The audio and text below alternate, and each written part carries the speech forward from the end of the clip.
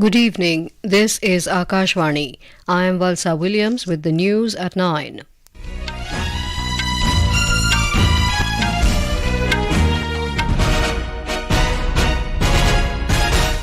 The headlines. India and Saudi Arabia signed 8 agreements in several areas including energy, digitalisation and investment. Prime Minister Narendra Modi says partnership between two countries crucial for regional and global stability. New Delhi and Riyadh agreed to explore trading in local currencies. Finance Minister Nirmala Sitharaman asserts India and United Kingdom committed to swift conclusion of free trade agreement. Government launches 1 week, 1 lab program to showcase research outcomes and achievements of CSIR to people of the country. Heavy rainfall predicted over East Uttar Pradesh, Uttarakhand, coastal Andhra Pradesh and Telangana during next 3 days. And in Asia Cup cricket, India set a target of 357 runs against Pakistan in Super 4's clash in Colombo. India and Saudi Arabia today signed 8 agreements in several areas including energy, digitalisation and investment. The agreements were inked following bilateral and delegation-level talks between Prime Minister Narendra Modi and Crown Prince and Prime Minister of Saudi Arabia Mohammed bin Salman bin Abdulaziz Al Saud in New Delhi. Briefing media in the national capital on the state visit of the Crown Prince of Saudi Arabia, Secretary, Consular, Passport and Visa and Overseas Indian Affairs in External Affairs Ministry, Asaf Saeed said the Crown Prince congratulated India for a very successful G20 summit with a lot of major outcomes in the meeting. He said the two sides expressed happiness at the launching of the India-Middle East-Europe corridor. The Prime Minister also congratulated the kingdom on becoming a full member of the BRICS, which comprises major emerging economies from the world, including Brazil, Russia, India, China and South Africa. The Secretary said both sides extended their full support to the early implementation of the West Coast refinery projects. He said India and Saudi Arabia also agreed to explore trading in local currencies. The two sides also agreed to expedite the India-GCC FTA negotiations, which they felt would act as a catalyst for further strengthening our economic cooperation between the two sides. They also agreed to strengthen cooperation in the fintech field and also explore trading in the local currencies. This was discussed. The two leaders expressed their satisfaction at the trade level with both countries have reached, India being the second largest trading partner of Saudi Arabia and Saudi being the fourth largest trading partner of India. Earlier in the day, Prime Minister Modi and Crown Prince of Saudi Arabia reviewed the various facets of bilateral ties and discussed ways to further unlock the potential of the India-Saudi Arabia strategic partnership. Speaking on the occasion, Mr. Modi said partnership between the two countries is crucial for stability and welfare of the region and the world. बदलते समय की जरूरतों के अनुसार हम हमारे संबंधों में नए और आधुनिक आयाम जोड़ रहे हैं। भारत के लिए सऊदी अरब हमारे सबसे महत्वपूर्ण स्ट्रेटेजिक पार्टनर में से एक है। विश्व की 2 बड़ी और तेज गति से बढ़ने वाली अर्थव्यवस्थाओं के रूप में हमारा आपसी सहयोग पूरे क्षेत्र की शांति और स्थिरता के लिए महत्वपूर्ण है। In his address, the Crown Prince of Saudi Arabia said today both nations are working on future opportunities. The two leaders also co-chaired the first meeting of the India-Saudi Arabia Strategic Partnership Council. Prime Minister Modi expressed happiness over participation in the meeting. Strategic partnership council की पहली leaders meeting में भाग लेते हुए मुझे बहुत खुशी हो रही है। 2019 की मेरी सऊदी अरब यात्रा के दौरान हमने इस काउंसिल की घोषणा की थी। इन 4 वर्षों में यह हमारी रणनीतिक साझेदारी को और सुदृढ़ करने के प्रभावी माध्यम के रूप में उभरा है। मुझे खुशी है कि इस काउंसिल के अंतर्गत दोनों कमेटी की कई बैठकें हुई हैं, जिनसे हर क्षेत्र में हमारा आपसी सहयोग निरंतर बढ़ रहा है। The Crown Prince is on a 3-day state visit to India. He arrived in New Delhi on Saturday to attend the 18th G20 summit. The 12th annual India-UK Economic Financial Dialogue meeting was held in New Delhi today under the joint leadership of Finance Minister Nirmala Sitharaman and UK Chancellor of the Exchequer Jeremy Hunt. Discussions on macroeconomic and multilateral issues, financial services, trade, infrastructure investments, and green financing were held during the meeting. Speaking at a joint press conference with Mr. Hunt after the meeting, Finance Minister Sitharaman said India and the UK have reaffirmed their commitment to expeditiously finalize a free trade agreement between the two countries. On the FTA, the intention on both the sides is to expedite the discussions so that some agreements can lead to signing the FTA. We have agreed to have the investment negotiations running parallel to the goods and services trade negotiations. So we will be looking at points where there are current convergences, and if there are points on which we have to have further discussions, we will hold it. So the keenness on both the sides is to conclude it as soon as possible. Ms. Sitharaman also announced the launch of UK-India Infrastructure Financing Bridge. We have also launched the UK-India Infrastructure Financing Bridge. It is a collaborative venture co-led by Niti Aayog and the City of London Corporation, aimed at harnessing collective expertise in planning and implementing major infrastructure projects. We remain committed to collaborate, deliberate and innovate to navigate the challenges and seize the opportunities that lie ahead for both nations. Ports, Shipping and Waterways Minister Sarbananda Sonowal embarked on an official visit to Russia today. He will represent India at the 8th Eastern Economic Forum in the port city of Vladivostok. The 4-day event will continue till the 13th of this month.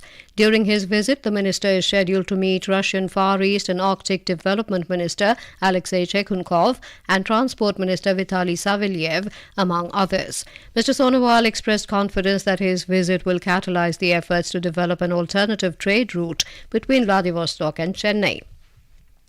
This is Akashvani giving you the news. For quick news updates round the clock, follow us on our Twitter handle at AIR News Alerts.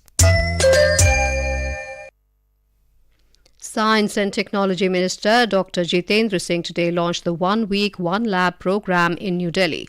During the program, each of the 37 Council of Scientific and Industrial Research CSIR laboratories spread across the country will showcase their research outcomes and achievements. The program will open its doors to the public and invite them to visit its departments and witness its academic and research initiatives. It will also include lectures, workshops, puppet shows, Vigyan Kavi Sammelan, quizzes and exhibitions on various topics related to science. The campaign will continue till the 16th of September. Speaking on the occasion, Dr. Singh said during the program, each of the CSIR labs will showcase their exclusive ideas and technological breakthroughs to the people of the country. Education Minister Dharmendra Pradhan has said the New Delhi Leaders' Declaration reaffirms the world's commitment to equitable and sustainable education. In a statement, Mr. Pradhan said India's G20 presidency is rightly being applauded for changing the global order based on consensus, collaboration and cooperation. He said Prime Minister Narendra Modi's visionary leadership has brought world recognition to India's education ecosystem and endorsement for National Education Policy 2020. The Department of Telecommunications has launched a scheme to recognize internet service providers for their exceptional efforts in expanding fiber-to-the-home broadband connections in rural areas. The Communication Ministry said under the scheme, the ministry has decided to recognize 9 internet service providers, 3 each of categories A, B and C, who have provided a maximum number of connections in rural areas in a year. The recognition will include a certificate, and the name of the internet service providers will be displayed on the Department of Telecommunications website. The Bureau of Indian Standards has reached out to 2.4 lakh Gram Panchayats to create awareness and promote compliance with Indian standards at the grassroots level. The initiative aims to enhance the overall quality and safety of government programs and schemes implemented at the village level. The government has said that the sowing area of Kharif crop has crossed 1,088 lakh hectares.